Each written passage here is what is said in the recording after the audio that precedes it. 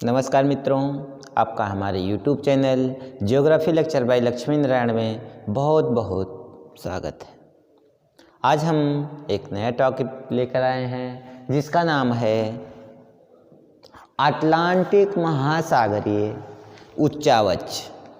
आज हम देखेंगे कि आखिर अटलांटिक महासागर का उच्चावच कैसा है। सबसे पहले हम लोग ये जान लें कि आखिर अटलांटिक महासागरीय उच्चावच किसे कहते हैं।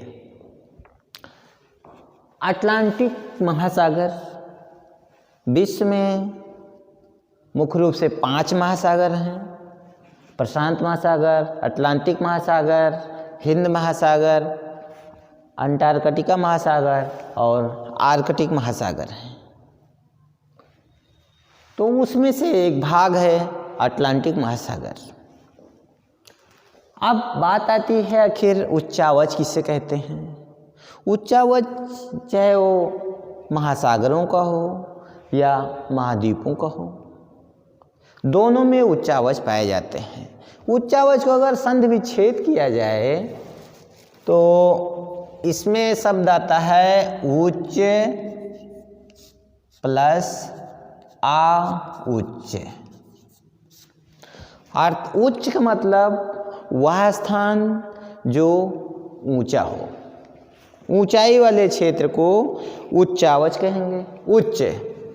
फिर आ उपसर्ग बना करके इसे आ उच्च कर दिया जाता है। अर्थात इस आ उपसर्ग जहाँ लग जाता है वहाँ पर उसका अर्थ विलोम हो जाता है।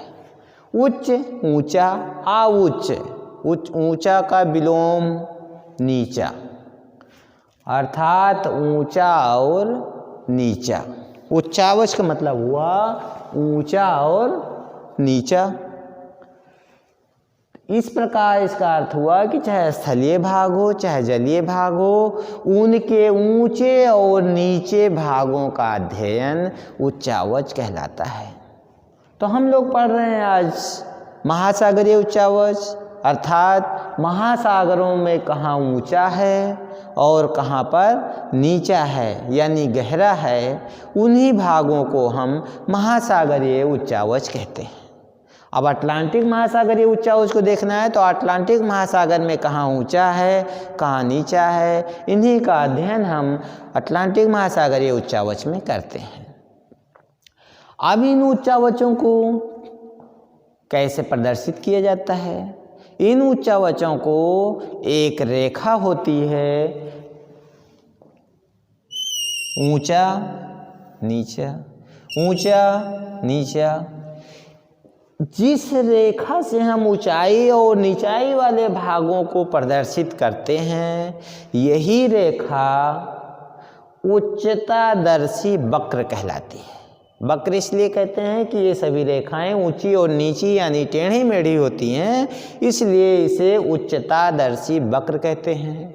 उच्चता मतलब ऊंचाइयों को, दर्शी माने दिखाने वाली, वक्र मानी टेढ़ी मेढ़ी रेखाएं। वह रेखाएं जो ऊंचाइयों को दिखाती हैं और उनकी आकृति किस प्रकार है, वक्राकार है, इसलिए इन्हें उच्चता, ऊंचाइयों को दर्शी दिखाने वाली, वक्र माने वक्र या टेढ़ा मेढ़ा रेखाएं, उच्चतादर्शी वक्र, टेढ़ी मेढ़ी ऊंचाई नीचाई को दिखाने वाली टेढ़ी मेढ़ी रेखाओं को हम उच्चतादर्शी वक्र के नाम से जानते हैं।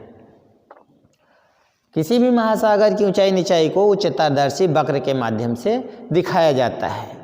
अब हम देखते हैं कि इन महासागरों में कौन कौन सी स्थलाकृतियाँ होती हैं। वैसे मैंने अपने वीडियो में महासागरों में पाई जाने वाली 15-20 प्रकार की स्थलाकृतियों के बारे में जिक्र किया है, जो कि वीडियो में बताया जा चुका है।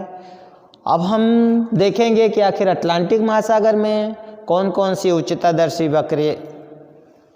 वक्र के माध्यम से स्थलाकृतियाँ देखने को मिलती हैं, कौन विशेष महत्वपूर्ण है, जो परीक्षाओं में पूछी जाती हैं, जो परीक्षाओं में लिखा जाता है, चाहे वो ऑब्जेक्टिव प्रकार के क्वेश्चन हो या सब्जेक्टिव प्रकार के क्वेश्चन हो, सभी प्रकार के प्रश्न बनते हैं कि अटलांटिक महासागर में कौन कौन से उच्चावच पाए जाते हैं। प्रशांत महासागर के उच्चावचों का वर्णन कीजिए, हिंद महासागर के उच्चावचों का वर्णन कीजिए। या ऑब्जेक्टिव प्रश्नों में पूछा जा सकता है कि चैलेंजर गर्त कहाँ है, चैलेंजर उभार कहाँ है, इस तरह से प्रश्न पूछे जाते हैं। तो आज हम देखते हैं अटलांटिक महासागर में सबसे पहले हम देखेंगे कि अटलांटिक महासागर का मग्न तट, फिर मग्न तट के बाद अटलांटिक महासागर के कौन कौन से कटक हैं, अटलांटिक महासागर की द्रोणी या अटलांटिक महासागरीय बेसिन या महासागरीय मैदान, फिर महासागरों में पाए जाने वाले गर्त क्या हैं, कहाँ कहाँ हैं इत्यादि।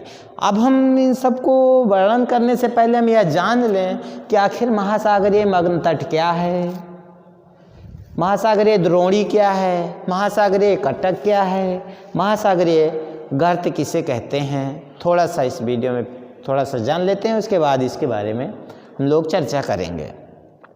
वैसे अन्य वीडियो में जो पीछे वाले वीडियो डाला हूँ उसमें महासागरीय उच्चावच के बारे में विस्तृत वर्णन है, लेकिन थोड़ा सा जिक्र करना जरूरी है।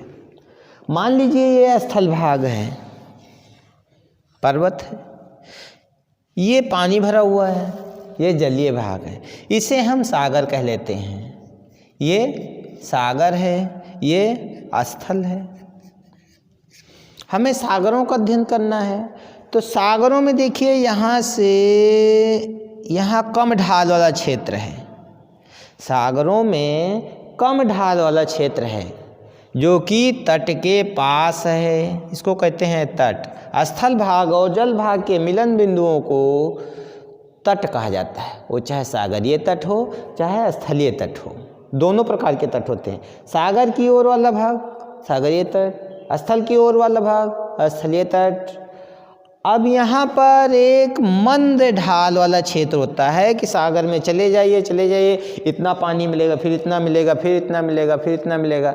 तो मंद ढाल का क्षेत्र होता है जो काफ़ी गहराई, काफ़ी दूर तक सागरों में चले जाइए, कोई असर नहीं पड़ता। तो इस मंद ढाल वाले क्षेत्र को मग्न तट कहा जाता है। ऐसा मालूम पड़ता है कि स्थल भाग समुद्र में प्रवेश हो गया है, जिस पर जलीय भाग आकर के चढ़ गया है, यानी स्थल का भाग जो पानी में डूब चुका है मग्न तट कहलाता है। ये कम ढाल वाला क्षेत्र मग्न तट, तीव्र ढाल वाला मग्न ढाल कहलाता है। उसके बाद ये फिर सागरीय क्षेत्रों में अथाह गहराई में कुछ समतल भूभाग पाए जाते हैं, काफ़ी दूर तक समतल भूभाग पाए जाते हैं सागरों में, जैसे अपने यहाँ मैदानों में पाए जाते हैं स्थल भाग पर, उसी तरह महासागरों में भी मैदान पाए जाते हैं, जिन्हें हम महासागरीय द्रोणी या महासागरीय बेसिन के नाम से जानते हैं। महासागरों में भी अपने यहाँ के जैसे जगह जगह गड्ढे पाए जाते हैं जो काफ़ी गहरे होते हैं। महासागरों में पाए जाने वाले गड्ढों को हम गर्त के नाम से जानते हैं, महासागरीय गर्त के नाम से जाना जाता है। स्थलीय भाग पर जिस प्रकार से जगह जगह पर्वत श्रेणियाँ पाई जाती हैं, इसी तरह सागरों में भी पर्वत श्रेणियों की श्रृंखलाएं पाई जाती हैं। ये पर्वतों की श्रृंखलाएं महासागरों में कटक के नाम से जानी जाती हैं, अर्थात महासागरीय मैदानों में जगह जगह कुछ लंबाई में पर्वत श्रेणियाँ पाई जाती हैं, जिन्हें हम महासागरीय कटक के नाम से जानते हैं। ये अटलांटिक महासागर में ये पूरी पर्वत श्रेणी पाई जा रही है, जिसे हम महासागरीय कटक कहते हैं। मग्न तट, मैदान, गर्त और कटक, इन चारों स्थलाकृतियों को हम यहाँ देखते हैं कि आखिर अटलांटिक महासागर में कौन कौन से गर्त, कौन कौन से कटक, कौन कौन से मैदान, कौन कौन से बेसिन हैं जो पाए जाते हैं, इनकी स्थितियां देखते चलते हैं। सबसे पहले हम देखते हैं महासागरीय मग्न तट। महासागरीय मग्न तट अटलांटिक महासागर में संपूर्ण विश्व के मग्न तटों का 13.3% है। सबसे पहला मग्न तट ग्रांड बैंक है। पूछा जाता है ग्रांड बैंक कहाँ है, या हम दीर्घ उत्तरीय प्रश्न में लिखते हैं तो कहेंगे कि ग्रांड बैंक अटलांटिक महासागर में बहुत जगहों पे पाए जाते हैं। सबसे पहला हेडिंग डालेंगे ग्रांड बैंक। ग्रांड बैंक ये नंबर 1 यहाँ पड़ा हुआ है, आप यहाँ भी देख सकते हैं नंबर 1 पर ग्रांड बैंक लिखा हुआ है। यहाँ पर ग्रांड बैंक है। ग्रांड बैंक उत्तरी अमेरिका के पूर्वी भाग में, उत्तरी अमेरिका के पूर्वी भाग में और अटलांटिक महासागर के उत्तरी अटलांटिक महासागर के पश्चिमी भाग में स्थित है। ये ग्रांड बैंक क्यों कहलाते हैं? कहीं कहीं इन्हें ग्रांड बैंक कहते हैं। ये मग्न तट ही होते हैं, इन्हें कहीं कहीं बैंक कहते हैं, कहीं कहीं तट कहते हैं। देखिए यहाँ पर कैरिबियन तट लिखा हुआ है, जबकि यहाँ ग्रांड बैंक लिखा हुआ है। बैंक सभी लोग जानते हैं, बैंक से मतलब यही होता है कि कहीं ना कहीं वहाँ धन से संबंधित काम होता है। जैसे हमारे यहाँ बैंक हैं, बड़ौदा बैंक हैं, स्टेट बैंक हैं, इस तरह से बैंकों में धन से संबंधित काम होता है। तो सागरों में भी वह क्षेत्र होते हैं, वह मग्न तट होते हैं जहाँ काफ़ी धन प्राप्त होने की उम्मीद होती है। उन क्षेत्रों को हम ग्रांड बैंक कहते हैं। किस तरह? यहाँ पर बैंक डागर बैंक या ग्रांड बैंक, कोई भी बैंक हो, जहाँ पर सब गर्म जलधाराएं और ठंडी जलधाराएं आकर के मिलती हैं, वहाँ प्लैंकटन नामक वनस्पतियाँ उगती हैं जो मछलियों का मुख्य भोजन होता है। और भी जीव जंतु यहाँ आकर के उत्पन्न होते हैं, विकसित होते हैं, जिससे हम लोग उन जीव जंतुओं को पकड़ करके मार्केट में बेचते हैं और धन प्राप्त करते हैं। इसलिए यहाँ पर धन प्राप्त करने के अधिक सोर्स होने के कारण इन तटों को बैंक के नाम से जानते हैं। तट ही होते हैं लेकिन यहाँ सोर्स ज़्यादा होता है, इसलिए इन्हें हम बैंक कहते हैं। ग्रांड बैंक यहाँ पर स्थित है। दूसरा बैंक है डागर बैंक। डागर बैंक ये इंग्लैंड, नॉर्वे, फिनलैंड या यूरोप का पश्चिमी तट के क्षेत्र में स्थित है। यहाँ इंग्लिश चैनल सागर है, यहाँ पर ये ग्रांड बैंक स्थित है। तीसरा है ग्रीनलैंड। ग्रीनलैंड ये है और आइसलैंड के क्षेत्र में ये क्षेत्र स्थित है, मग्न तट है, इसलिए इसे ग्रीनलैंड या आइसलैंड तट के नाम से जाना जाता है। इसे बैंक इसलिए नहीं कह रहे हैं क्योंकि यहाँ ठंडी एवं गर्म जलधाराएं नहीं मिल रही हैं, जहाँ मौसम सुहावना नहीं है। जिन क्षेत्रों में ठंडी एवं गर्म जलधाराएं मिलती हैं उन्हें बैंक के नाम से संबोधित करते हैं। पहला है grand bank, Dagar bank, Greenland या आइसलैंड तट। उसके बाद है नंबर 4। नंबर 4 में है पैंटागोनिया तट। यहाँ पर पैंटागोनिया है। पैंटागोनिया के पाए जाने वाले किनारे को, जहाँ पे छकित कुछ ज़्यादा चौड़ा मग्न तट पाया जाता है, वो है पैंटागोनिया मग्न तट। अगला है नंबर 5 पे मैक्सिको तट। यहाँ मैक्सिको की खाड़ी है, यहाँ पर उथला सागर पाया जाता है जो स्थल से जुड़ा हुआ है, इसे मैक्सिको तट। और यहाँ पर कैरिबियन सागर है। कैरिबियन सागर और मैक्सिको के तट पर मग्न तट काफ़ी उथला है, काफ़ी चौड़ा है, इसलिए इसे इसके नाम से संबोधित किया जाता है। Grand bank, Dagar bank, Greenland bank तट, पेंटागोनिया तट, कैरिबियन एवं मैक्सिको तट, ये मुख्य रूप से 5 मग्न तट हैं। ये अटलांटिक महासागर के तट हैं। पूछा जाता है कैरिबियन मैग्न तट कहाँ पाया जाता है, मध्य अटलांटिक महासागर में। अब हम देखते हैं कि आखिर कटक महासागरों में ऊंची ऊंची श्रृंखलाएं कटक कहलाती हैं। अब ये कटक देखिए अटलांटिक महासागर में ध्यान से देखिए तो इसका आकार यस के आकृति में दिखाई दे रहा है, इसलिए इसे यस की आकृति का कटक भी कहते हैं।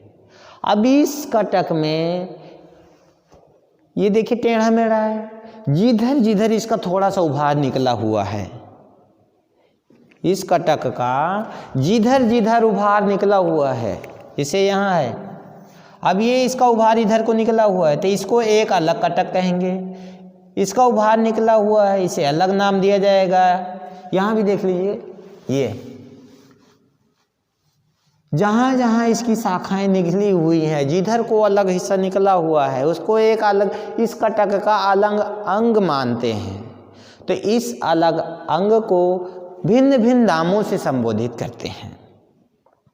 सबसे पहला है बिलीबाओ थॉम्पसन कटक। सबसे पहला है बिलीबाओ थॉम्पसन कटक। नंबर 6 पे है बिलीबाओ थॉम्पसन कटक, ये इधर निकला हुआ है। दूसरा कटक है टेलीग्राफ पठार। अगला न्यू फाउंडलैंड कटक। नंबर 9 एजोर्स कटक। नंबर 9 एजोर्स कटक। नंबर 10 ये देखिए ये निकला हुआ है, इसे हम कहेंगे डॉल्फिन उभार। बहुत एग्जाम में पूछे जाते हैं डॉल्फिन उभार कहाँ पाया जाता है, ये डॉल्फिन उभार है। इधर को निकला हुआ है कुछ भाग, इधर को चैलेंजर उभार कहते हैं। ये यहाँ से बटा हुआ है, इधर का भाग डॉल्फिन उभार, इधर का चैलेंजर उभार या चैलेंजर कटक के नाम से जानते हैं। सबसे निचला भाग अटलांटिक या भारतीय कटक।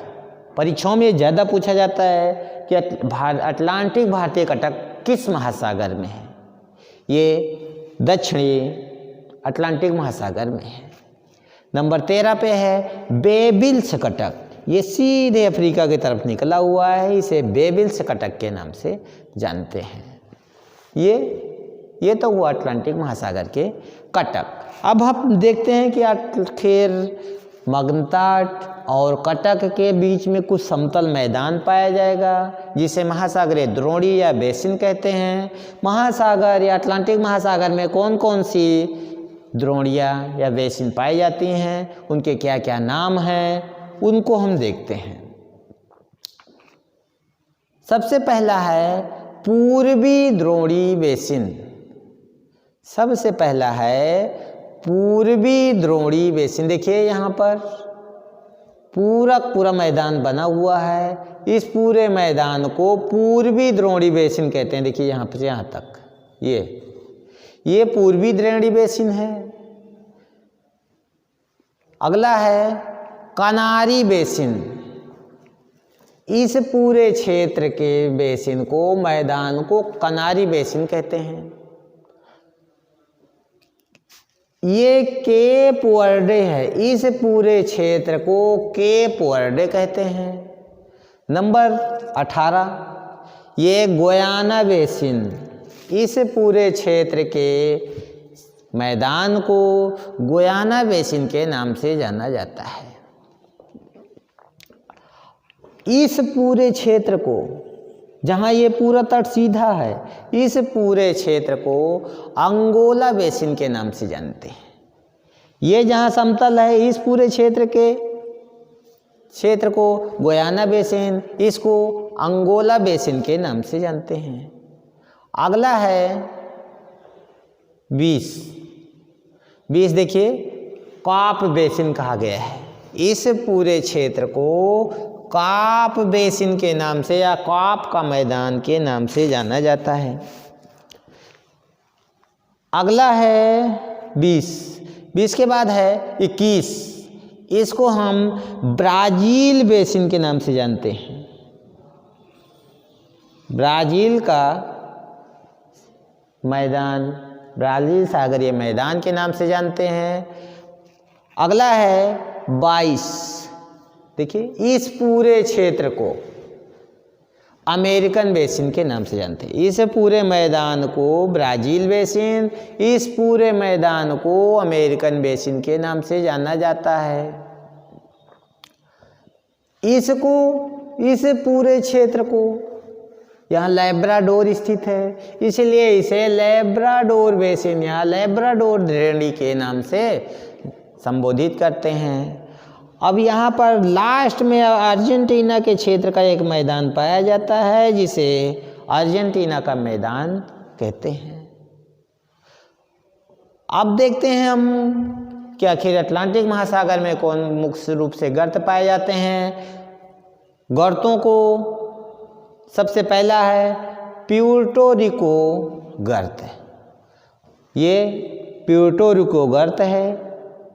नंबर 26 पर अर्जेंटीना कोमत गर्त है। पोर्टो रिको गर्त और कोमत गर्त दो मुख्य रूप से यहाँ के गर्त पाए जाते हैं। परीक्षाओं में पूछा जाता है कि आखिर प्यूर्टो रिको गर्त कहाँ स्थित है। ये मैक्सिको के पूरब में कैरेबियन सागर के क्षेत्र में प्यूर्टो रिको गर्त और कोमत गर्त स्थित है। इन सबको हम इंडेक्स से भी बनाए हैं। देखिए जहाँ डॉट डॉट रखा हुआ है ये पूरा का पूरा क्षेत्र मग्न तट है। जहाँ पर लाइन खींची हुई हैं, पर्वत सदृश रेखाएं खींची हुई हैं, इन्हें हम कटक कहते हैं। जहाँ पर हम पूरा प्लेन छोड़ दिए हैं, कुछ नहीं किए हैं, वो पूरा क्षेत्र महासागरीय मैदान है। जहाँ पर इस तरह से गहरी रेखाएं खींची हुई हैं वो महासागरीय गर्त के नाम से जानी जाती हैं। इसको बार बार आप देखते रहेंगे तो समझ में आ जाएगा कि कौन कौन से मैदान, कौन कौन से गर्त, कौन कौन से कटक, कौन कौन से मग्न तट कहाँ स्थित हैं। अगले वीडियो में हम देखेंगे कि आखिर हिंद महासागरीय उच्चावच किस प्रकार है, कहाँ कहाँ कटक पाए जाते हैं, कहाँ कहाँ मैदान पाए जाते हैं। तब तक के लिए नमस्कार।